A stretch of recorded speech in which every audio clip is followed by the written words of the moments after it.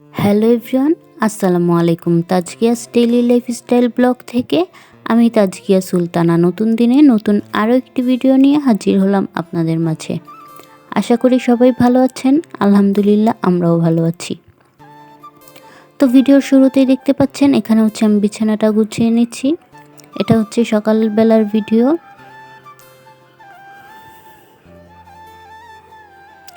আর শুরুতেই ক্যামেরার সামনে আপনারা আমার ছেলেকে দেখতে পেয়েছেন।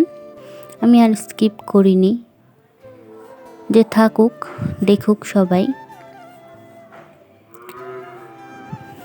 চাইলে স্কিপ করতে পারতাম কিন্তু করিনি। তো যাই হোক, আমি বিছানাটা গুছিয়ে তারপর চলে এসেছি ঘরটা ঝাড়ু দেওয়ার জন্য। আর আমার ছেলেটা দেখেন, সব সময় আমার পিছন পিছনই ঘুরঘুর করবে। ওকে মোজাগুলো খুলে দেইনি, যেহেতু ফ্লোরটা খুব ঠান্ডা ছিল, তাই ভাবলাম যে থাক, মোজা পরেই ঘুরুক।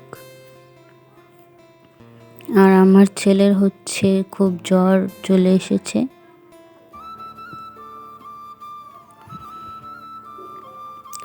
আর ভিডিওর এই পর্যায়ে আমি আপনাদের কাছে প্রতিদিনের মতো একটাই রিকোয়েস্ট করব, আমার ভিডিও যদি আপনাদের কাছে ভালো লেগে থাকে তাহলে অবশ্যই আমার চ্যানেলটা সাবস্ক্রাইব করে পাশে থাকা বেল আইকনে অল প্রেস করে দিবেন।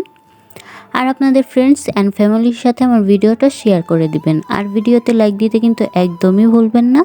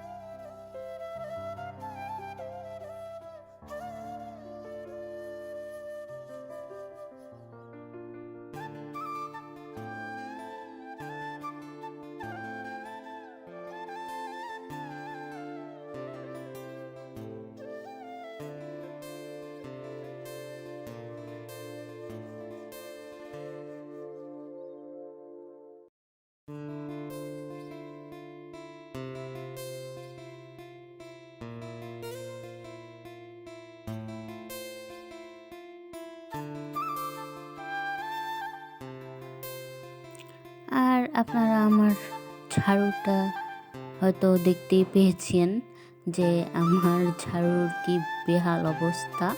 আর এটার জন্য একমাত্র দায়ী আমার ছেলে।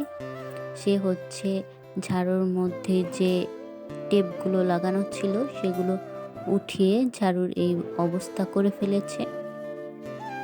তো ভাবতেছি ঝাড়ুটা আবার টেপ দিয়ে সুন্দর করে মুড়িয়ে নেব।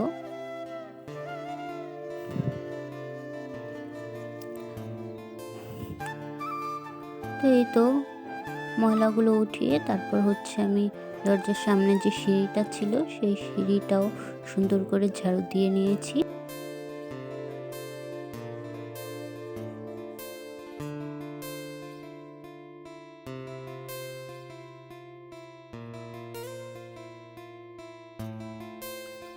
আর এখন আমি দুপুরের জন্য রান্না করে নিব। তো শুরুতেই আমি তেলের মধ্যে পেঁয়াজ কাঁচামরিচ দিয়ে তারপর সামান্য পরিমাণে লবণ দিয়ে কিছুক্ষণ পেঁয়াজটা ভেজে নিয়েছি। তারপর এখানে আমি কিছু পরিমাণে আদা আর রসুনের পেস্ট দিয়ে দিয়েছি। তারপর এটা তেলের মধ্যে কিছুক্ষণ ভেজে নেব। তো তেলের মধ্যে এভাবে আদা রসুনটা ভেজে নিলে কি আদার যে কাঁচা একটা ফ্লেভার থাকে সেটা চলে যায়। তারপর আমি এখানে পরিমাণ মতো হলুদের গুঁড়া দিয়ে সেটাও কিছুক্ষণ ভেজে নেব। এতে করে হলুদেরও যে একটা গন্ধ আছে সেটা চলে যাবে।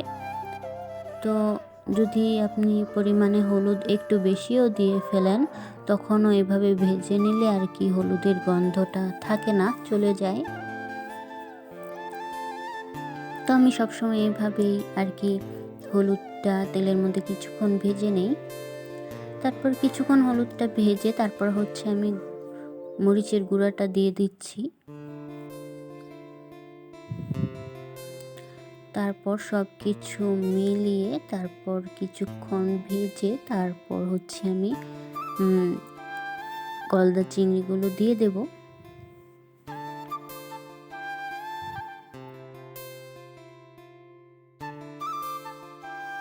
তো এই পর্যায়ে আমি গলদা চিংড়িগুলো দিয়ে তারপর কিছুক্ষণ লেড়ে চেড়ে কষিয়ে নেব। আর এই গলদা চিংড়ি ভুনার মধ্যে কিন্তু আমি কিছুটা টমেটো দিয়েছিলাম।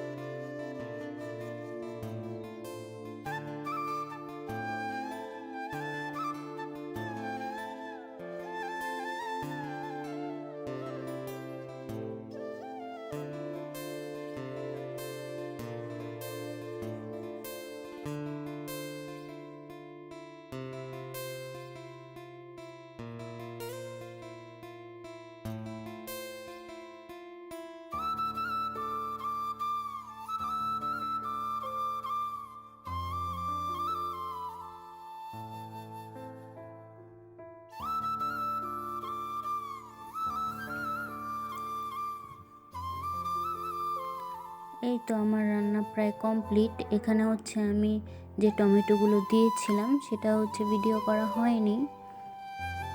তো যাই হোক, আমি হচ্ছে কিছু পরিমাণে ধনিয়া পাতাও দিয়েছিলাম। ধনিয়া পাতা খুবই কম দিয়েছিলাম, কারণ ধনিয়া পাতা আমার একটুও ভালো লাগে না, কিন্তু আমার হাজব্যান্ডের কাছে খুবই ভালো লাগে, তাই হচ্ছে আমি কিছুটা দিয়ে দিয়েছি। আর এখানে হচ্ছে আমি আটা আর হচ্ছে কাপড় কাচার যে পাউডারটা আছে সেটা নিয়ে নিয়েছিলাম। আমি এখানে হচ্ছে রিন পাউডার এনেছিলাম, সেটার সাথে হচ্ছে 2টা সার্ফ এক্সেল ফ্রি দিয়েছে। তো আমার আটা শেষ হয়ে গিয়েছিল, একদমই আটা ছিল না, তাই আর কি আটাটা নিয়ে এসেছিলাম। আটাটা হচ্ছে আমি এখনই রিফিল করে নেব। আর পাউডারটা আমি অফ ক্যামেরাতে রিফিল করে নিয়েছি, সেটার ভিডিও করা হয়নি। তো যাই হোক, দেখতে থাকুন।